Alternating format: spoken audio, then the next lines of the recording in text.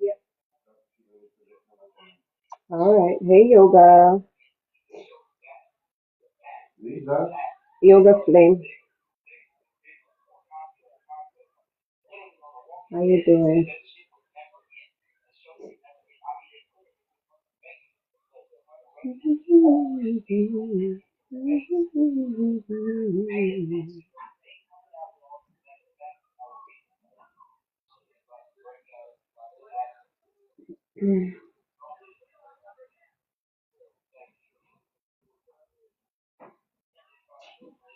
I'm glad you're great. Thanks for clapping.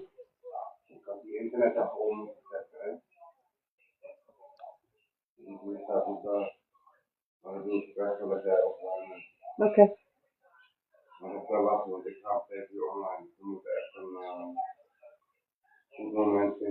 Yeah, it's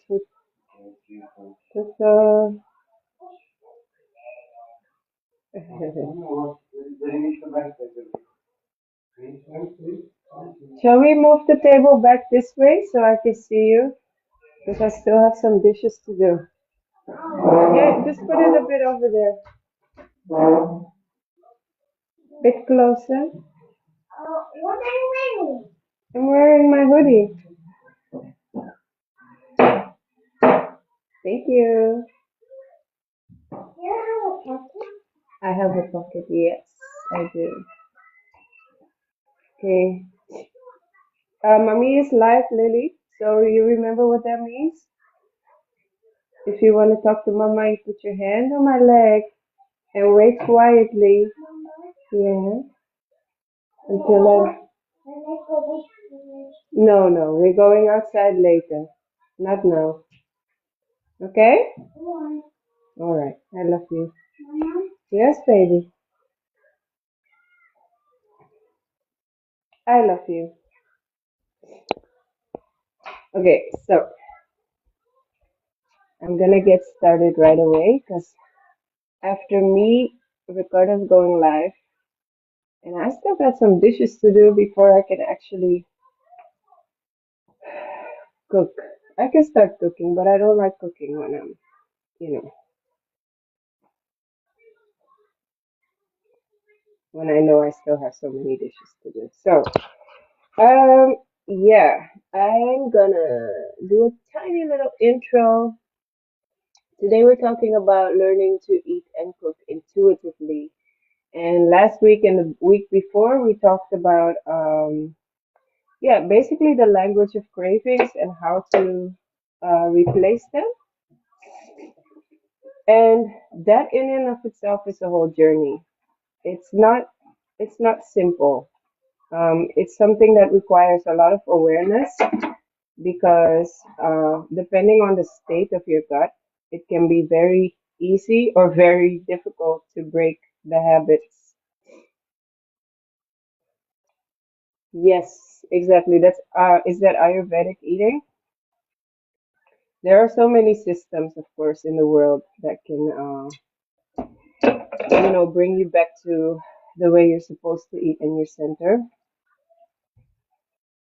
No, I haven't. I haven't mentioned it, but the principles all come down to the same thing. Listen to your body and what it needs, what it really needs, like what its natural state is.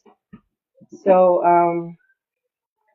yeah, uh, yeah. So we talked about replacement foods and how to kind of distinguish between when your unhealthy gut is asking for attention or when your healthy gut is asking for attention. And I feel like the relationship, like in order to develop this relationship, you have to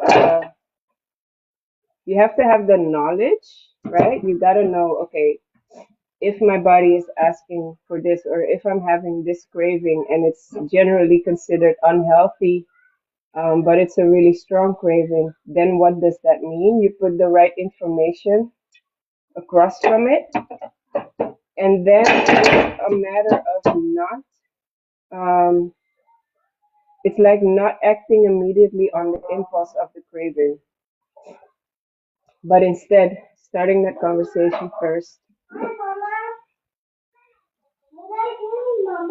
I told you what I was doing. Did you forget? I am live and I'm talking. You forgot. I just told you about it.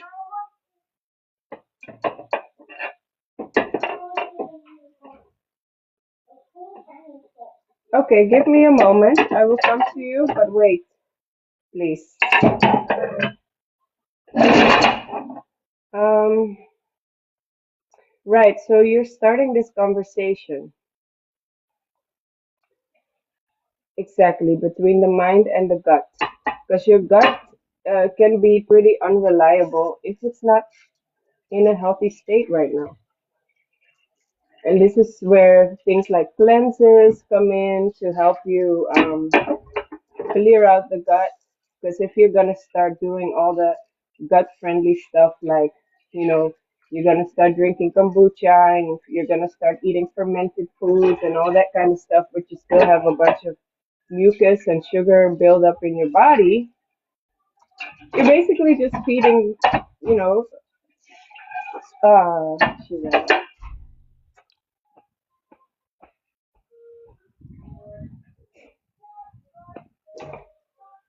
You didn't ask. Go inside. No, I told you why not, and I told you we're going outside later. But you cannot run off on your own to go outside.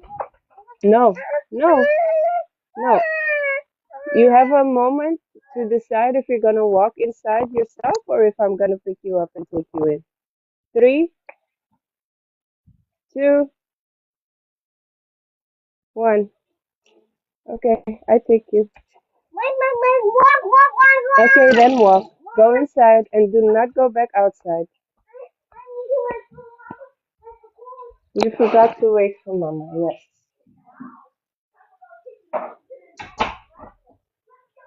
Do not run off again, Lily. If you do it again, then we will not go outside because then you're choosing your own rhythm, which is fine in other cases, but not right now. That took the breath out of me. Oh my goodness. Whew. Okay, so I will put the picture up so you don't have to look at me while we're talking about this. So today is going to be about how to have that conversation and start having that conversation before reacting to the impulse. Um, how do I do this again? I need to switch the camera. Oh my goodness. Come on. I knew these things. Oh yeah, there we go. Ta-da! Now you can just look at the picture. You don't have to be looking at me. Um, right. So what I just said is really about learning the language beneath the cravings. And like I said, it's a journey. It's a whole journey. It's a whole process because you have to become aware of the cravings first. Then you have to know what they mean. And then you have to actively talk to yourself and actively get yourself to, do that research in the moment that you are craving it. Like, don't expect yourself to remember everything right away, but definitely try and give yourself a moment to look something up. Like, okay, today I'm craving Let's say ice cream, because it's hot in most places right now. Let's say I'm craving ice cream. What about it am I craving? Am I craving the coolness of it? Can I also satisfy this with a piece of cold melon, for example? Or am I actually craving a combination of the coolness and then the fats and then the sweetness for energy? Like, how am I feeling? And yeah, in the beginning, when you first start doing that, it's really it can be challenging if you're not used to it. For a lot of people that um, are working on this or that have like shown interest in this, I've seen that they already had developed some kind of knowledge, like know thyself, um, and landed on their food health food journey. Um, and so because of that, it would be more of a homecoming than anything else. But if you're only just starting out and only just learning it, it can be a bit intimidating. And you might forget because you're in that habit of just, you know, eating whatever. For me, it was a long, long time ago. I'm 37 now. But when I think it started when I was 21, about 21, that I really started looking at, okay, what am I putting into my body? And I was really in the beginning stages. I still believe that certain things that are not so good for you are good for you. And, I thought it was all about just not having sugar. And I didn't dive deep enough into the rabbit hole. But as the years progressed, I learned more and more and more. And it is really yeah, it's really a journey because I was living quote unquote right for definitely from 21 to 30. I was, leave that alone. I was on the come up in terms of health. Like I was learning more and more, and then menstrual cycle awareness came through and all of that. But then when I got pregnant with my first baby, who is throwing the bin upside down right now, um, I I went back into old habits and eating stuff that I hadn't eaten in years because it felt like my body needed it. So now I am on like a path of remembering, like, okay, how do I listen to my body again? How do I make sure that I am nourishing myself instead of, yeah, poisoning myself? And that leads me to point number two, to build meals around how you feel and not around rules. So right now I'm not eating refined sugar, but that doesn't mean that I don't still have cravings for sweetness. And so what point number two is talking about is really, um, what I was just saying about the part of ice cream. Like, do I crave something cold? Am I looking for something refreshing? Or is there more to it? Like, am I looking for a dopamine fix? Or like, what is it that I'm actually after? And then listen to that.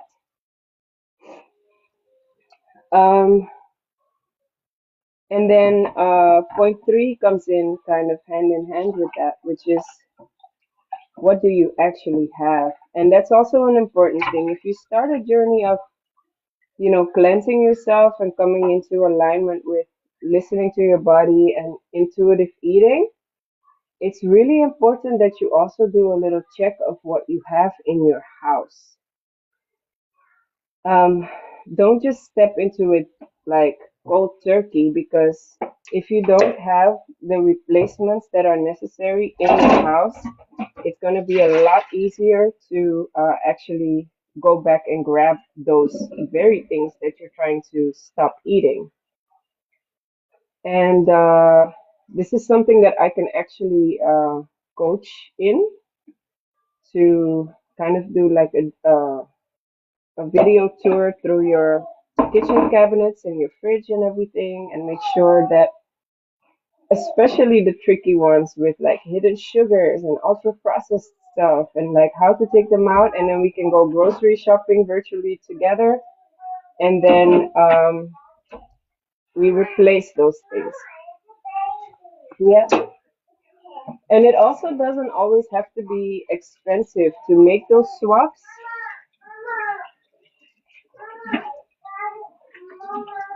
Lily, give me 1 second. Lily, I need to speak to you because you are interrupting me again. If you need something, you walk over to Mama and you place your hand on my leg or my shoulder so that I know that you need my attention. Please don't shout through the room because it's very distracting for what Mama is doing, okay? I only do this once a week. Lily, can you acknowledge what? Thank you. Okay. If you need me, I'm in the kitchen and you come over to me.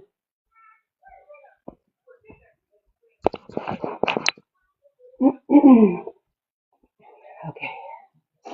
We're learning. Um, Now I lost my train of thought. Oh yeah, I was talking about the shopping, replacing what's in your pantry.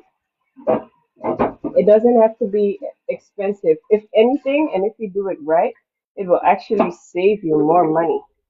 The best thing is to grow your own food, like all day, every day. Grow your own food. Even if you only have a little balcony, uh, if you have a little corner in your house to get like one of those water things that will grow your own lettuces and your own this and your own that, grow your own.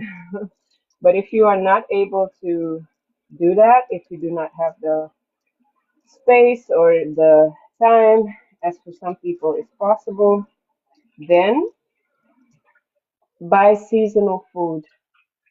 Seasonal food is an almost direct guarantee that you get the nutrients in your body for that time of year. And most of the time, that produce is really inexpensive because it's available in abundance. Most of the time, if you cannot buy organic, for example, I've lived that way for a long time. You cannot buy organic food all day, every day. So the hack is to buy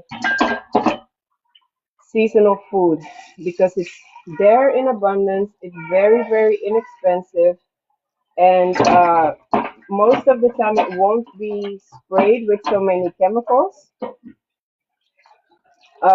because they just grow naturally. Like they don't need a lot of interference in order to grow because it's just their season. And because of the abundance, farmers want to get rid of it. They want to be able to sell it, and so you will find it at a lower price. So these are things you need to know, and these are things that I know of Europe. I don't know how it is in the States. I know that in the States it can be more expensive actually to buy fruits and veggies than it is to buy ultra processed foods.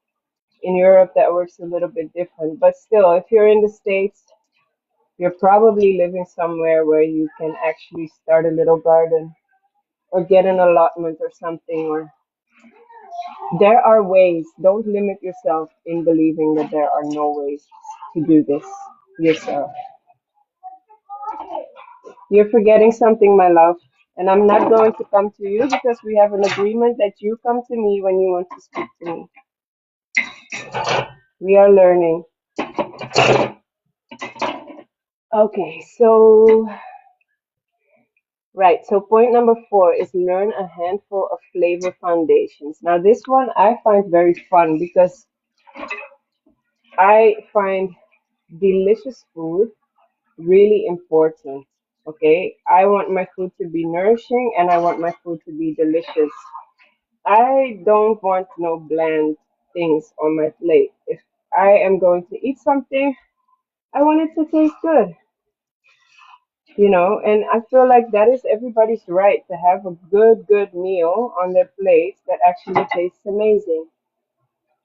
Um, all right. So TikTok's warning me that I'm not showing myself. Hello. Um, what was I saying? Oh yeah, food and taste. And I'm a Caribbean girl, so for me, flavor is ultra important. I'm from Suriname. Our flavors are incredibly unique and beautiful. And I also love a lot of like Asian food, just food from the Asian continent, like all the countries, everything fascinates me, like flavor combinations, but also how they use food as medicine. And yeah, I'm just trying to bring all of that into my being. I also wrote a cookbook, and it's on my profile. You can buy it for 14 euros. And yeah, it's all about like taking really simple ingredients and just boosting them with just beautiful flavors, herbs and spices that are both delicious and nourishing and healing and all the above. So, but what you want to do is pay attention to flavor profile. Like when you're building your plate, if you want to have a really like satisfying meal, you just gotta incorporate a little bit of everything onto your plate. So the flavors you got are, hold on a moment, we're having a good moment. Yes, love. Thank you for coming to me. I am live. I'm talking to the people about food. Oh, can we make pizza? We made pizza yesterday, so we're not having pizza today. But I'm gonna start cooking when I'm done with the dishes. Pancakes? We gotta ask Daddy tomorrow. He's going to meditate for a little bit. Can I assist you with something else? Like what?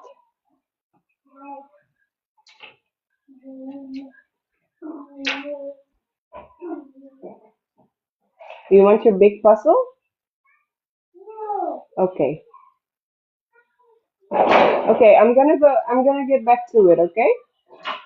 Thank you for coming to me.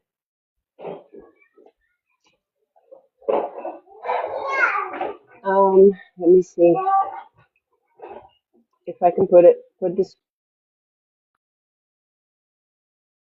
so you can actually see the flavor profiles.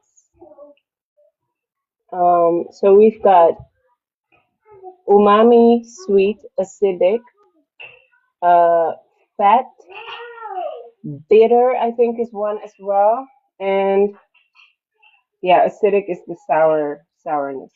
So the five flavor profiles. If you have a little bit of everything on your plate with each meal or throughout the day, then chances are you will feel more satisfied in your food. So just in general, throughout the day. So for me, like I start my day with a cocoa powder and ashwagandha drink, which gives me that bitter flavor, but also like the warming qualities of cacao.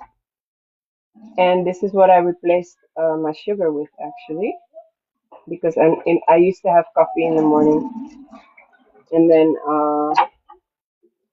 yeah, proceed to drink more coffees throughout the day. But now I just have this one day that satisfies that urge for bitterness,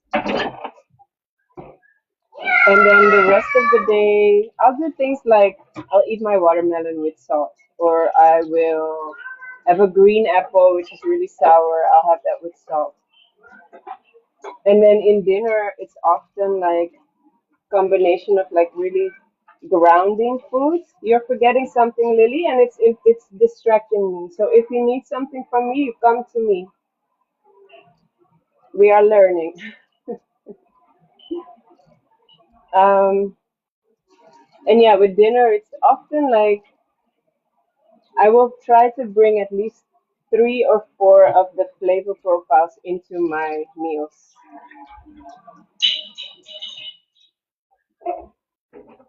And let me see.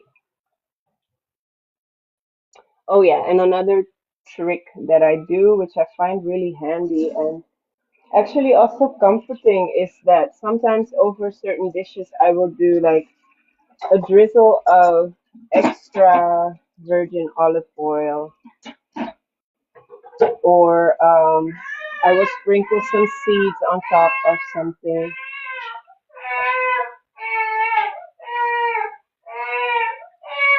Lily, Daddy is trying to meditate, Mama. Do you have an emergency? Can you stop making it sound like one?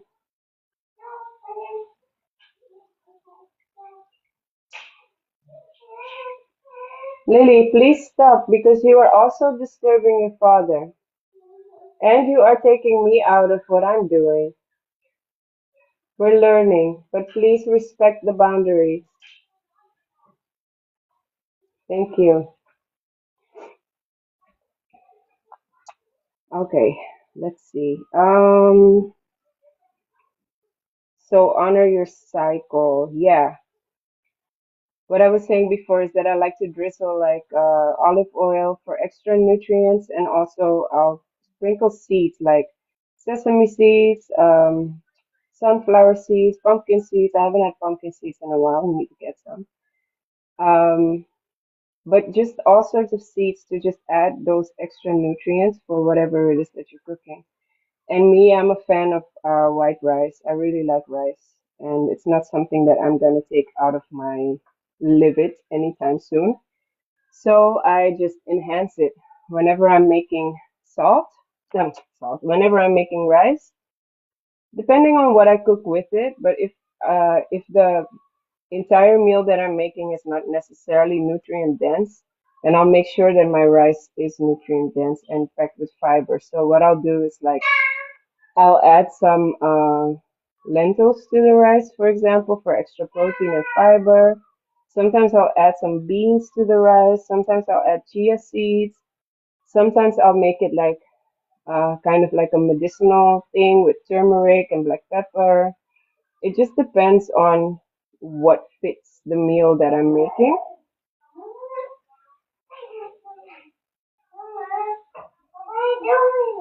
Lily, I really don't like this. Can you please try to remember what we discussed? No, this is all done. No, it's not. No, that's all done. No, mommy has. No! Thank you for doing that. What do you want to say? Mama, I want to have watermelon. You want to have watermelon? No, Mama, I don't have.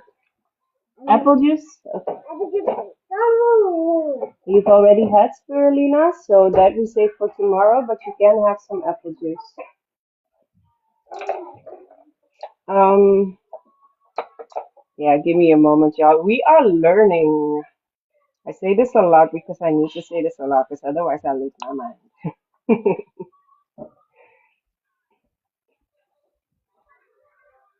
Here's your apple juice, but you need to drink it away from the laptop, please. I will put it here.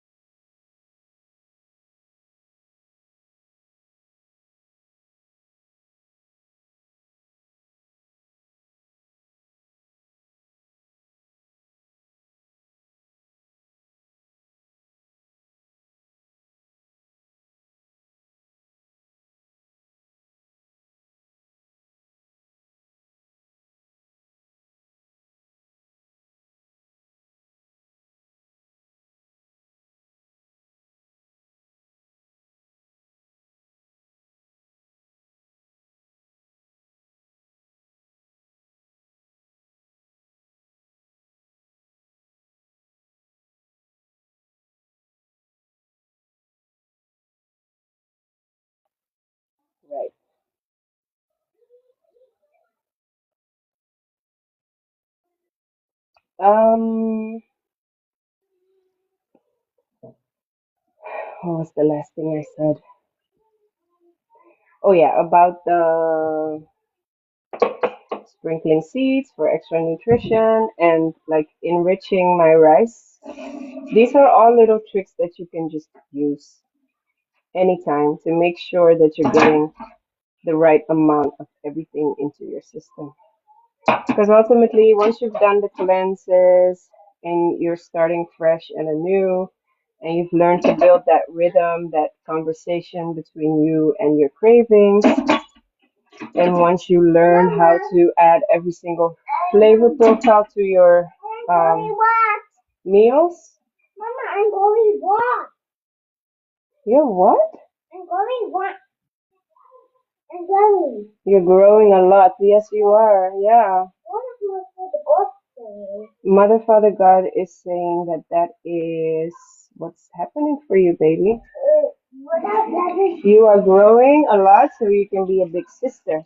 But can you please go back to what you're doing so I can go back to what I'm doing?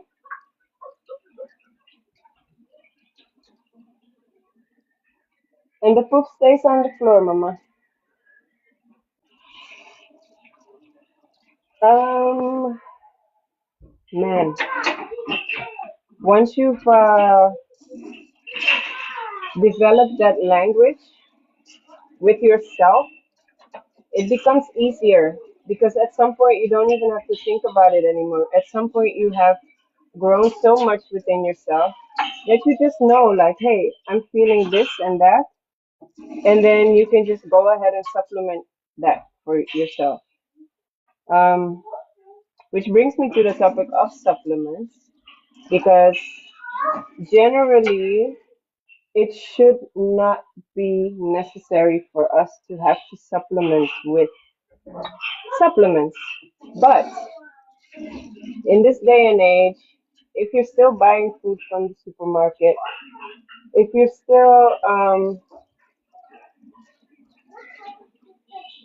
still living in areas, or if you still have certain habits that are, you know, depleting the nutrients from your system, then in order to build them back up, you definitely need supplements. Because it is true that you just can't get everything out of everything, especially if you're stuck on years and years of, certain habits that have not been serving you. And so, hold on a second.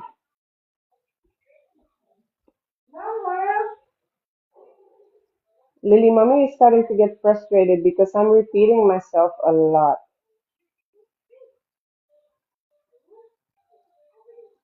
And I thought we had an agreement and you're not keeping it. I only do this 1 hour. Yes, but can you please keep yourself busy? What do you want to do then?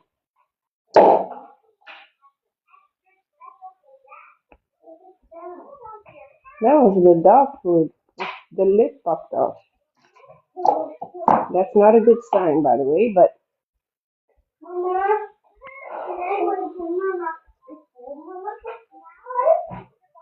yes, but then you do have to honor that. You hurt yourself? Let me see.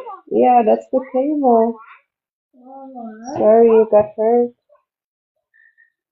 You okay? That one. Okay.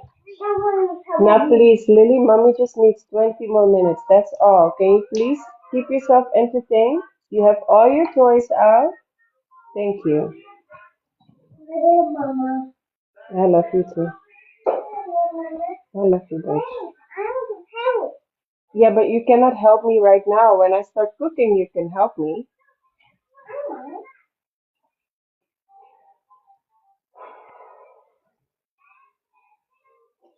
Man, I'm out of breath.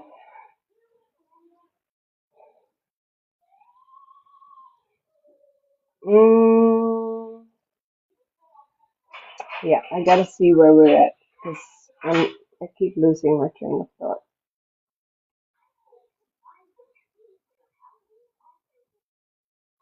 So for context, for people who are just coming in, like I live off grid with my little family. My daughter was born in these mountains, and she doesn't know anything other than, uh, mommy and daddy are always here for me. And so, as of recently, like in the last 3 months or so, I've been starting to pick things up for myself again, like showing our life, but also like, I'm really passionate about food and cooking and the connections with our bodies. And I myself am on a journey of reconnecting with my body while I'm also pregnant. And so we are learning that mommy also needs to have time for herself. And mommy also needs to be able to do things and pick things back up because I just want to keep that in my life. And I have let go of that for 3 years. She's 3 years now. And I'm coming back into doing all of this. But it's definitely a lesson because I'm also used to responding to her immediately. Um, but yeah, it's really a learning process, very deep learning process, where I feel like I need to honor the person that I am while also being mama. But yeah, if I'm not doing this, then before you know it, I'm gonna do that with the second one as well. And like, I don't want to get into that spiral for myself. So I'm being persistent, and that is why I'm staying live, and that is why I'm still doing this, like in front of everyone, because this is my life. This is really my life at the moment. But if I want to get back to like coaching people, guiding people, then yeah, I'm gonna have to keep doing this and set my boundaries and teach her that hey, I have a life too, and you can entertain yourself, and not everything is mama, mama all the time.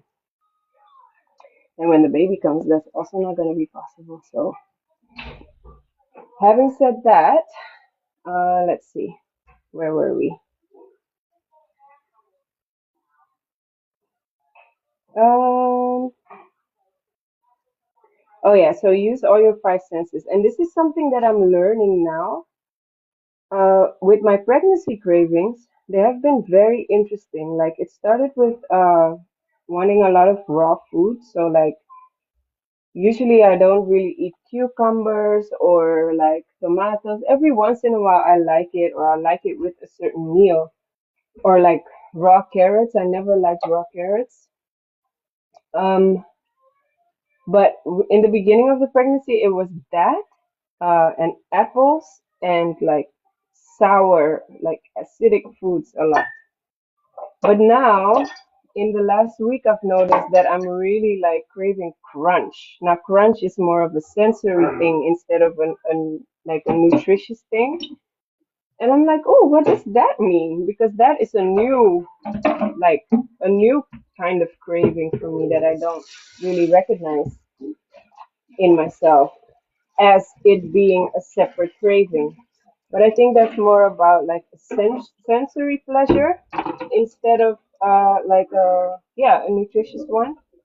So that's super interesting. But what I'm trying to say with it is like also go beyond what you are craving flavor wise, but also look at the things you're craving texture wise and like how it looks and just take in all your senses when you're building this relationship with the language of your cravings. Like, are you seeking sensory pleasure? Are you like, what are you hearing? Because it could also be like a crackling sound of something that you're about to eat. How does it feel in your hands? Like, do you prefer to eat with utensils or do you like using your hands? I'm very hand hand based, but then with things like salads and stuff, I can't really stand doing that. It's really got to be a fork and then there's got to be a crunch to it. Like all these things are a language being spoken to you about your body's needs. And so learn to honor that as well. All right, next step. I'm totally out of breath. Oh yeah, so this one I find very, very important, especially in this day and age that we're living in, where there's so many like trends for eating better and diets and this and that, and where people are focusing on weight loss or gaining weight or whatever. I used to be there too. Before I got pregnant, I was like, for the second time, I was like, I need to gain weight, and it became a thing of like, um, the gaining weight being my focus instead of feeling better and feeling healthy being the focus. And so that also kind of catapulted me into this habit of just putting anything, just stuffing anything in my face in the hopes that I would gain weight. But then the other way around, it works the same. Like people stop eating, or they don't eat enough, or they start eating just one thing, like a lot of protein, or they take the carbs out, or whatever it might be. As soon as you're taking something out, or you're not caring about what you are putting in just to achieve a goal that is to do with how you look on the outside, that's toxic. So it's really important to focus on what do I need to nourish myself. Nourishment is the key word here. What can I eat to feel better? What can I eat to feel strong? Take all the external stuff out and ask yourself, how do I want to feel? Lily,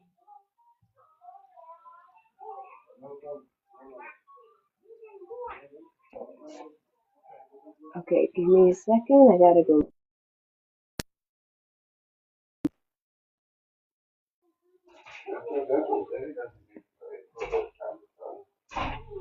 Okay, thanks for closing the door. Um, yeah, so exactly what it says down there, and I'm gonna post this image on my profile as well, because that is the most important question. Like, what would feel deeply nourishing right now? Not what would give me instant satisfaction. Um, I can give an example because for the last few weeks I've been craving sushi.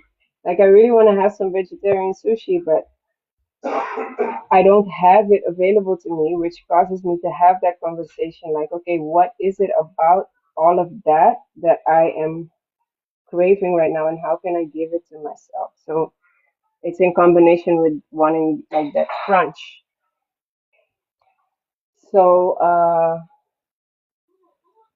yeah, I'm like trying to find out what it is um about that craving, and how can I give that to myself without actually like going into that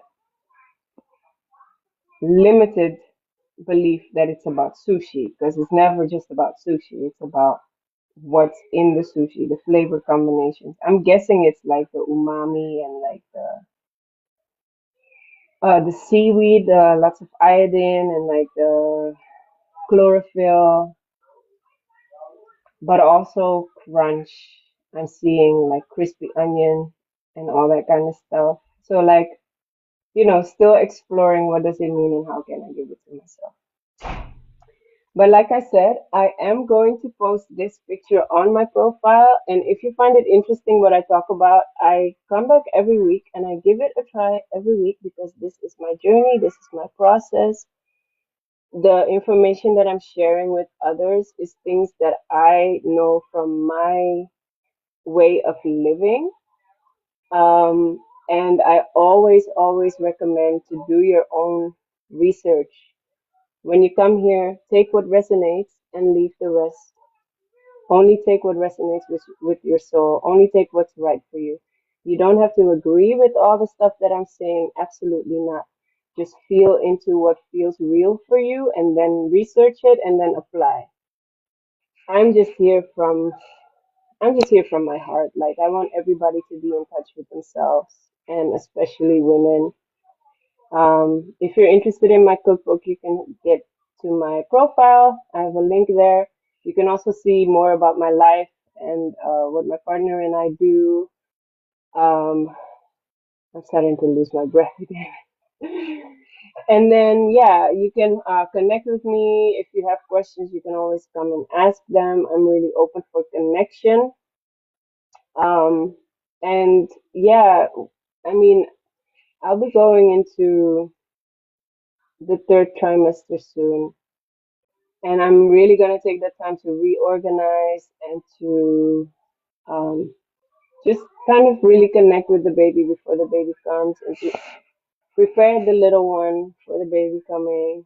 Um, but once I come out of, the first month of the baby being here, I do want to offer like virtual, um, virtual clear outs of your cupboards and virtual shopping together to replace the things that have been sitting there, tempting you to go back into your old habits.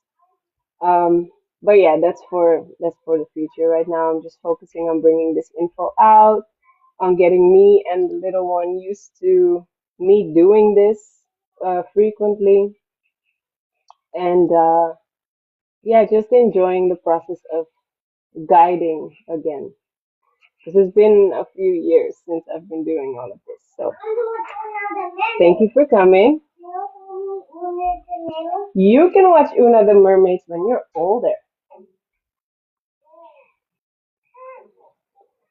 So that's it for tonight. I'm stopping a little bit earlier, but yeah, connect me and follow me, and next time you come, like, share so that more people can find this information. Um yeah, lots of love to you, and see you next week.